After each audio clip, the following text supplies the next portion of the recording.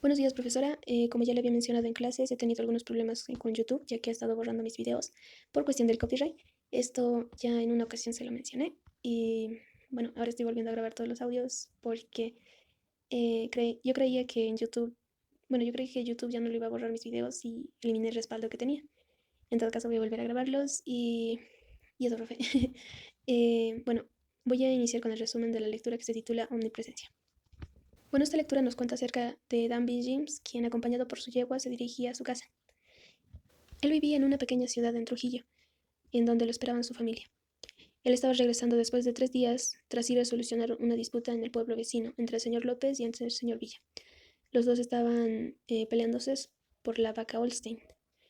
Mientras transcurría el tiempo en el camino, a él venían los pensamientos acerca del señor Villa, quien lo había amenazado de muerte.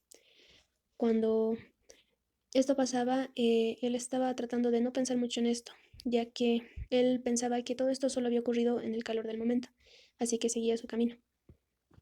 Como él se encontraba solo, solo podía hablar con su yegua Meg, contándole todo lo que había sucedido, un poco recordando la amenaza del señor Villa, pero él, al ser cristiano, solo pedía protección a su creador.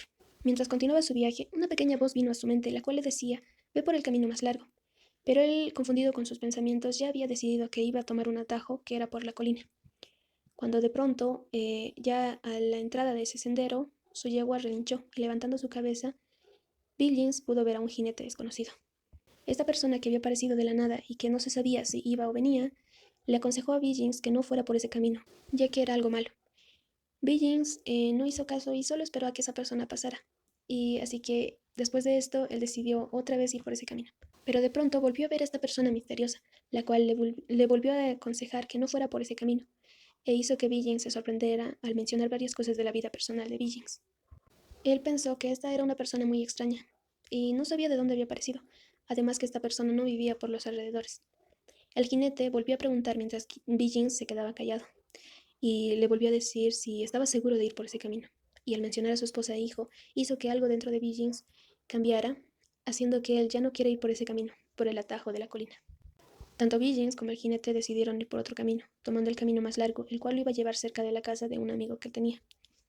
En todo este transcurso del camino ya había sido de noche, y Billings trataba de ver la cara de este desconocido, pero no pudo. Cuando ya estaban cerca en la casa de su amigo, él le ofreció a esta persona que se quedara con él y pasara la noche ahí. Pero tan pronto Billings se bajó y se dio media vuelta, no vio a esta persona. Él gritó pensando que el forastero se había quedado atrás, pero esto solo alarmó a su amigo, quien salió a recibirlo.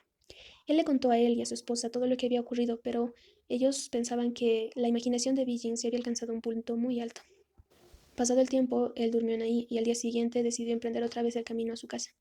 Cuando al llegar, su esposa no le dejó decir nada y fue rápidamente hacia él, agradeciendo que gracias a Dios que él estaba bien, contando de que la policía lo había ido a buscar, ya que el señor López había informado que el señor Villa, juntamente con otros hombres, lo estaban esperando en la colina.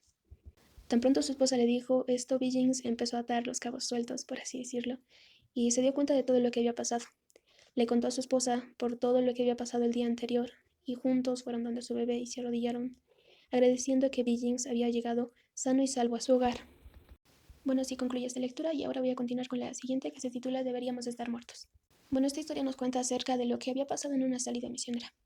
Nos cuenta que una familia había hecho varios arreglos para ir a una misión en Kenia, para dar un evento muy maravilloso sin duda.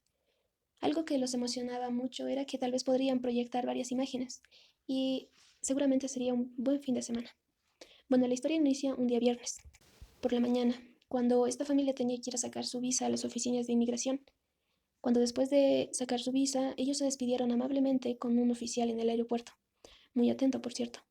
Junto con su hijo Richie, de 2 años, emprendieron un viaje sin antes hacer una oración, pidiendo un viaje tranquilo y seguro.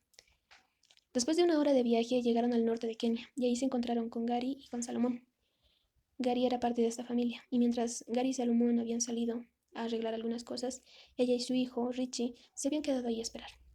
Después de esto tenían que tomar un vuelo para llegar a una isla.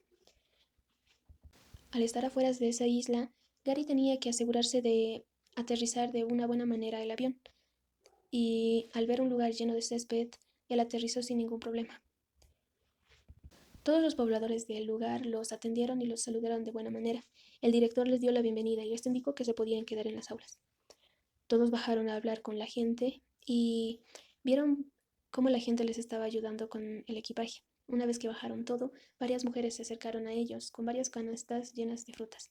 Sin duda tuvieron una cena estupenda. En esta historia nos cuenta que la primera noche que estuvieran en esa isla fue un tanto pesada, ya que no se habían llevado el equipaje necesario para un clima cálido.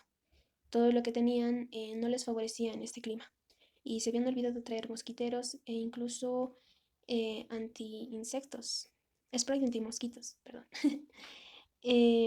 La segunda noche sin duda mejoró, ya que algunos habían previsto y habían traído spray anti-mosquitos. Lo compartieron y así hicieron de esa noche un poquito mejor. Nos cuenta que el día domingo se levantaron de buenas ganas y sin duda desayunaron muy rico. Después de esto tenían que partir a una misión cercana para comprar huevos de gallinas. Les costó alrededor de 1 hora y media obtenerlos, pero lo valían. Transcurrido todo esto, ellos tenían que regresar a Musoma, a las oficinas de inmigración, a declarar las 12 docenas de huevos que traían con ellos. Todo, aunque un poco tardoso, les salía bien.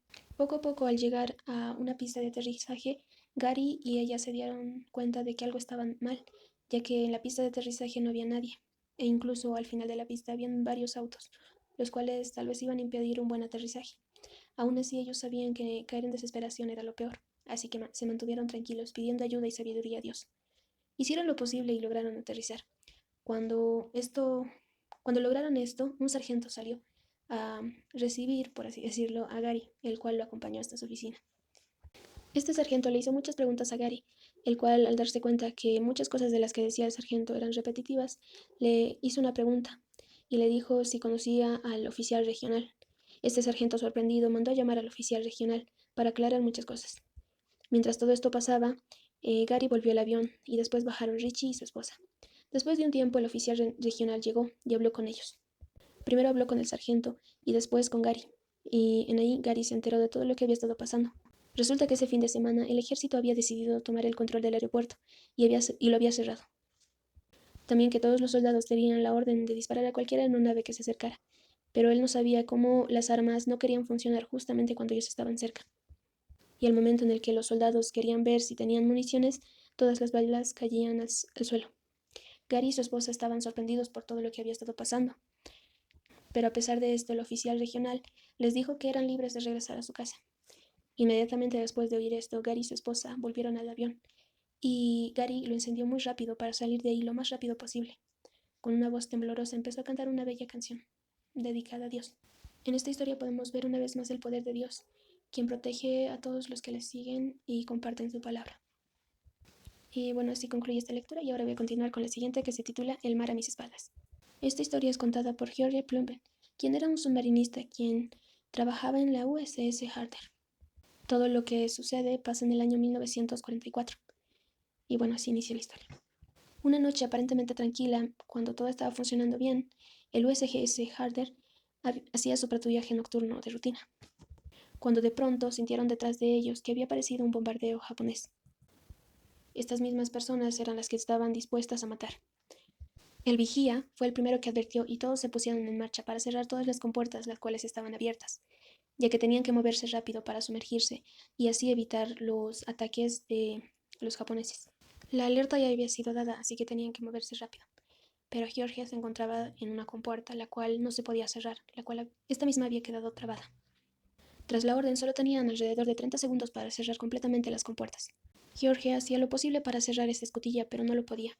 Justo en ese momento la escotilla se había trabado y no se podía accionar. Al principio contaba con la ayuda de sus compañeros, los cuales tenían el mismo objetivo de cerrar esta compuerta, cuando de pronto se dio cuenta que ya no estaban sus compañeros con él y ellos ya habían ido a un lugar más seguro. Aún así, él trató de cerrar la compuerta y no desistió de lo que él tenía que hacer. Mientras el agua caía con brusquedad por ese pequeño orificio que se había creado, todo esto dificultaba lo que Georgia tenía que hacer. Llegó un punto en el que él pudo escuchar un pequeño clic, y esto significaba que sus compañeros habían cerrado la otra escotilla, la cual se encontraba debajo de él. Por un momento él pensó que lo habían abandonado y todos se habían ido. Aún así, él tenía solo dos opciones, o bien era tratar de salvarse saliendo de ahí y nadando, pero al hacer esto era posible que todos sus compañeros mueran, ya que esta escotilla abierta iba a dificultar mucho el trayecto del submarino. Así que él no tomó como opción esa. así que siguió intentando cerrar esta compuerta.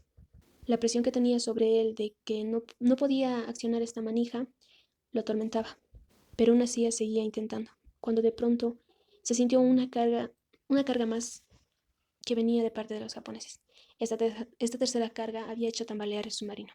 George sabía que tenía que seguir intentando, pero aún así no lo lograba, cuando de pronto una pequeña voz vino a su mente. Esta pequeña voz le dijo: George, abre la escotilla. Y sin pensarlo dos veces, él obedeció. Y mágicamente, por así decirlo, se accionó la manivela abriéndose y así pudo sentir cómo el peso del agua cerraba la compuerta, poniéndola en su lugar. Vio el agua que antes parecía que iba a inundar todo y ahora solo tenía la apariencia de un simple charco. Aún atónito por lo que había pasado, él informó por el micrófono que ya había asegurado la compuerta y que ya estaba cerrada. Después de esto, él pudo sentir cómo la otra compuerta que se encontraba debajo de él se abrió y pudo entrar con sus compañeros.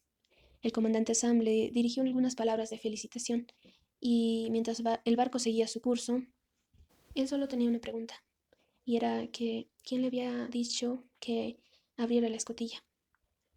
Al no ver respuesta, él se dio cuenta que ninguno de sus compañeros había sido participante de todo esto, y así se dio cuenta que todo había sido ayuda de Dios.